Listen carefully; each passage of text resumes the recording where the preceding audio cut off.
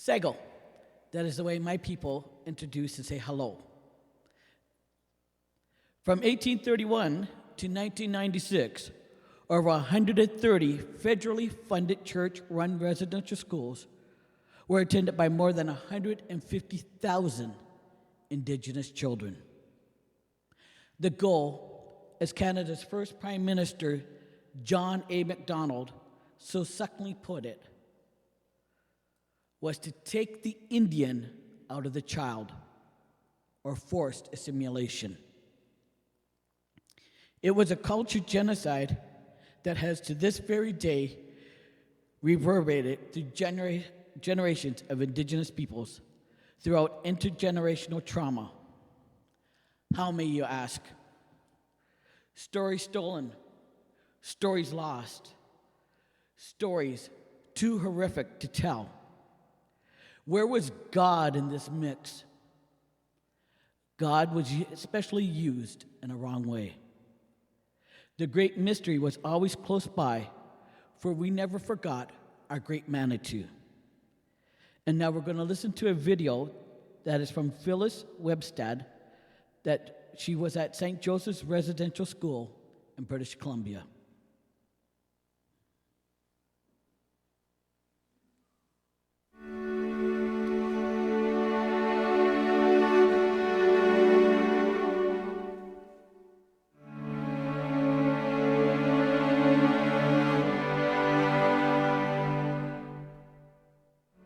I never had a name, I was a number. And going there and seeing all of these First Nations people there, we weren't considered Tiskutiin, Secwepemc, Carrier. We were considered just native, and as Trudeau put it, we're a bump in the road to the success of Canada. The residential school left behind so many horrible stories, but it's important we hear them.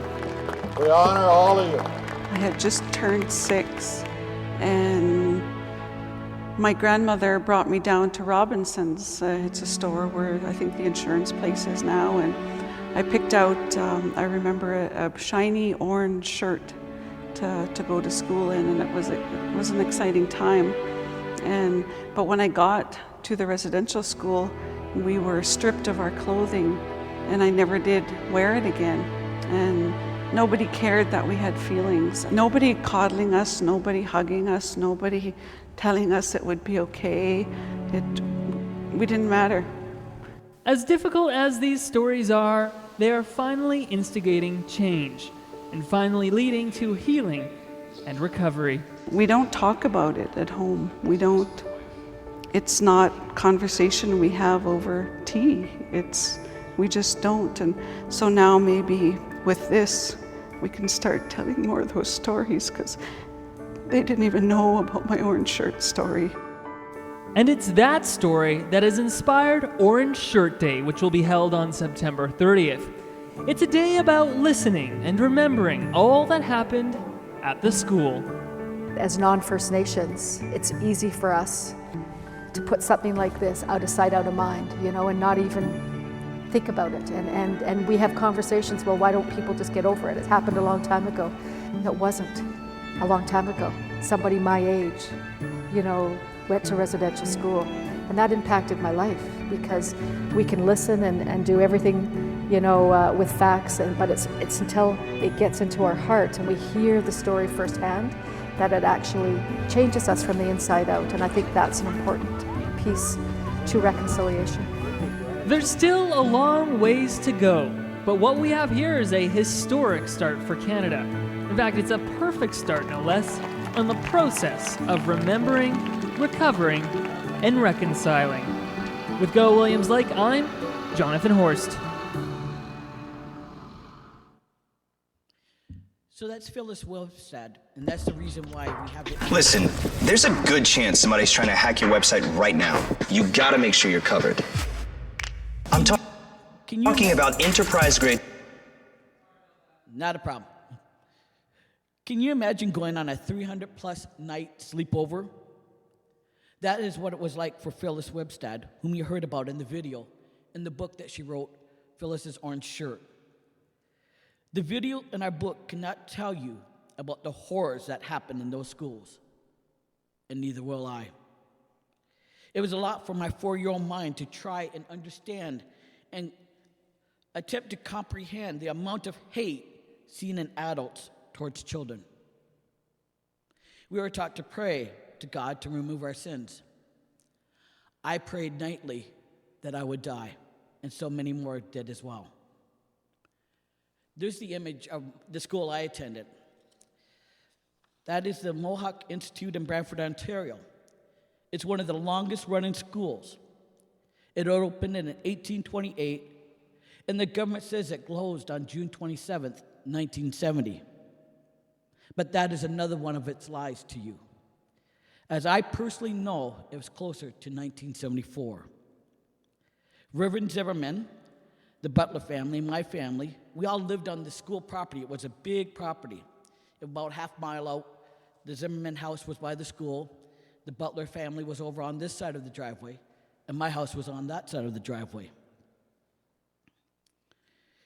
Jason Butler and I, we attended the school daily and sometimes nightly, depending on what they wanted that day. How many children do you think were enrolled in schools across Canada? Do not forget, these schools ran over 150 years. Any guesses? Well over 150,000 attended that. The names were recorded. Those are the ones they know of, not the ones they didn't tell. How many graves have been detected to this date?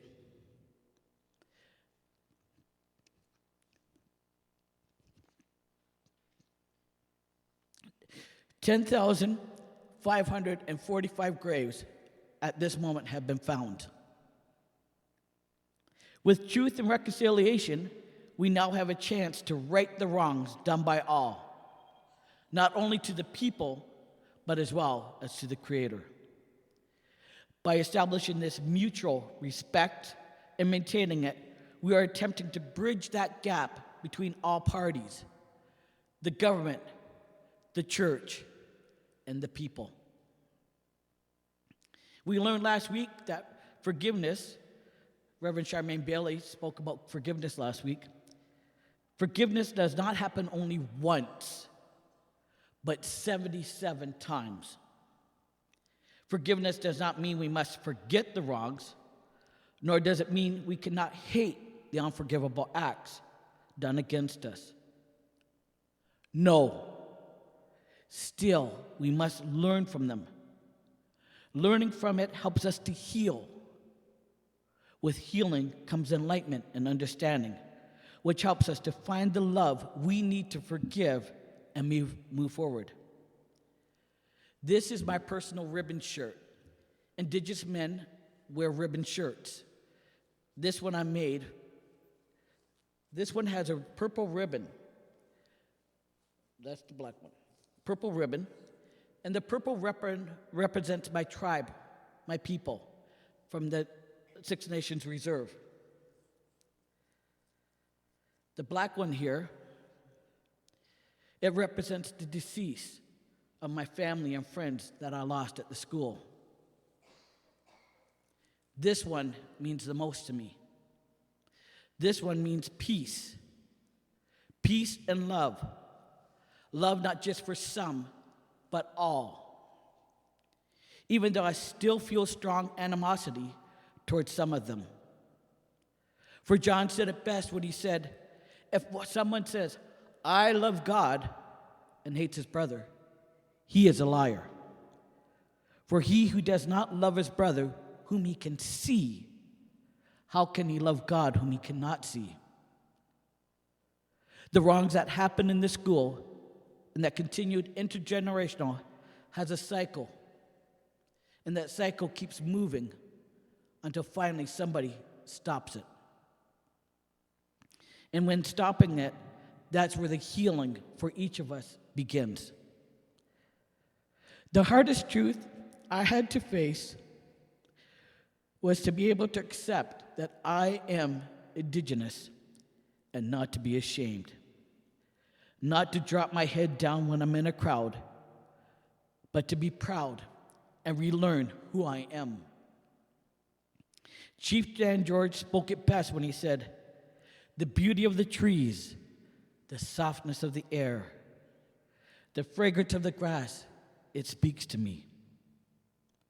The summit of a mountain, the thunder of the sky, the rhythm of the sea, it speaks to me.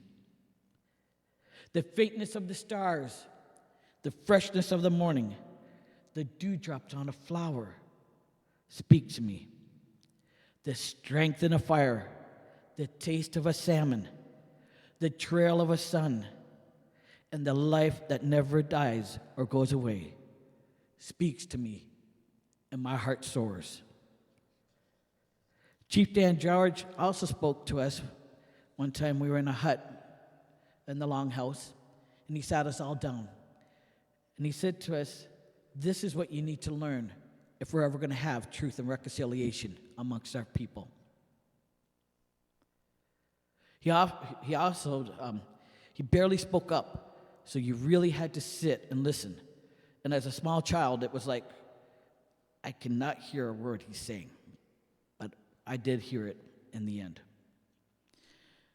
My friends, how desperately do we need to be loved and to love? When Christ said that man did not live by bread alone, he spoke of hunger. This hunger was not the hunger of the body. It was not the hunger for bread. He spoke of hunger that begins deep down in the very depths of our being. He spoke of a need as vital as breath in our lungs. He spoke of our hunger for love. Love is something you and I must have. We must have it because our spirit feeds upon it. We must have it because without it, we become weak and faint. Without love, our self-esteem weakens. Without it, our courage fails. Without love, we can no longer look out confidently at the world, but we turn inward and begin to feed upon our own personality. And little by little,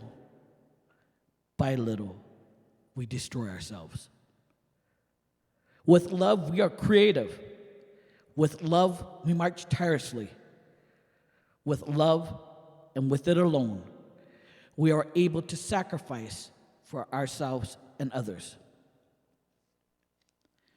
The Reverend Zimmerman, who took care of the school, he was our principal. He was my persecutor. But yet, as a small child, I sought to help him. It did not come into my mind or my heart to hate this man, even though he abused me. I could remember always trying to be a good neighbor instead and help him out, whether it was by going to shovel his driveway, tend to his garden, or cut his grass, or just give him a smile of mine that was free to see him smile back at me. This gave me joy and love in turn. Love thy neighbor with a love that covers a multitude of sins, and by this forgive. With such forgiveness, we continue to grow. And with that growth, we help the generations that are yet to come. Nawe Migovich.